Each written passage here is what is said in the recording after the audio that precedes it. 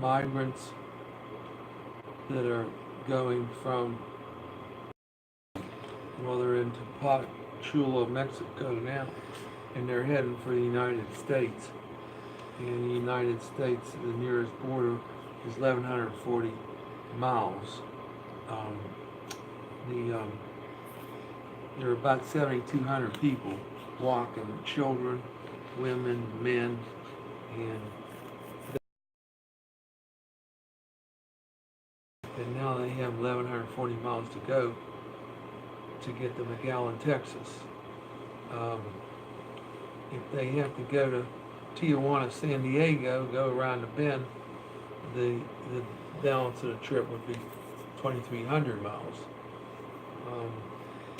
And right now they're moving through around Mexico. Um,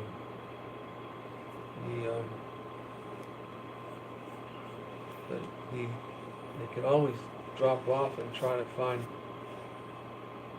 asylum in Mexico because they'll be walking along that border if they don't think they can get to the U.S., which would be 1,140 miles more. Trump is saying that he doesn't want to bother with these people because he says there's criminals that are in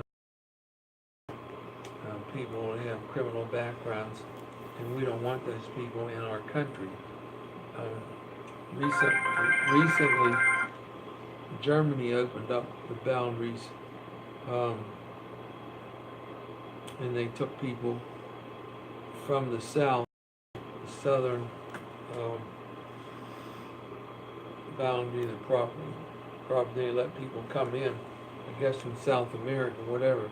They took a lot of people. I don't know what's going to happen with this group because Trump's doing everything he can to state that they're loaded up with criminals inside the group, and we don't want those people in the United States. It's a hard decision to make, but how do we know which ones are criminals and which ones aren't criminals? Because there's a lot of wives, there's a lot of children, small children making this trip.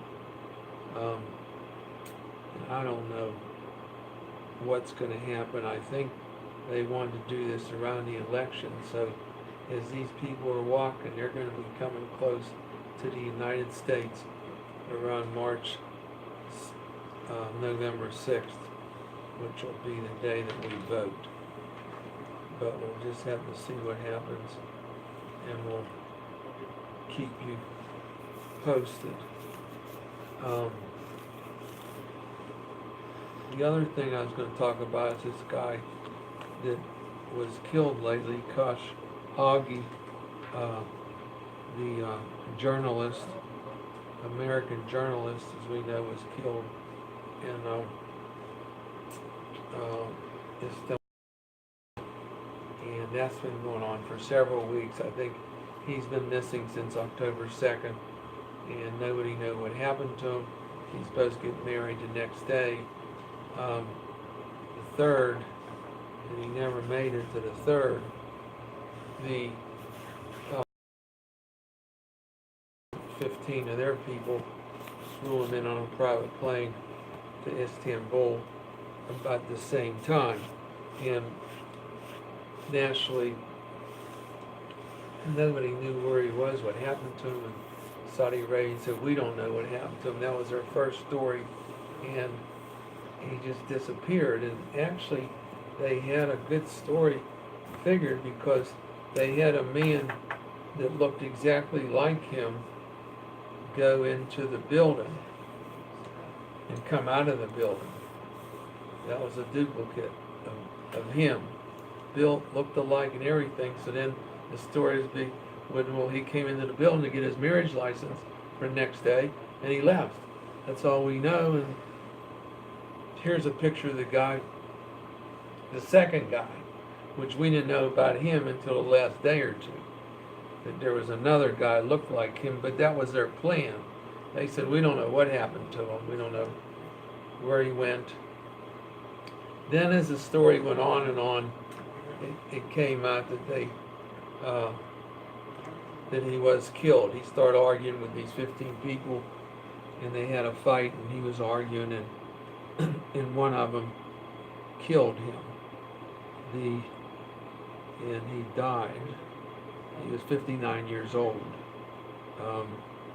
But the fact they used a body double, which they did, suggests a premeditated plan to make Khashoggi disappear through death or abduction and to cover it up, possibly contradicting Saudi insistence that his death was the accident result of an altercation. Yeah. So until Saturday, the Saudis had insisted that Khashoggi left the consulate, which was a false narrative. But I don't know. It's an interesting story, and Saudi Arabia over this killing is getting. Well, people were yelling from all over the world. They didn't like it, and also the fact he's a newspaper reporter for one of the New York newspapers. That's more reason they didn't like it. They hate to see a reporter get killed because it always looks like he wrote a story and got killed for the story. We'll follow up on this later. Thank you. Did that get it?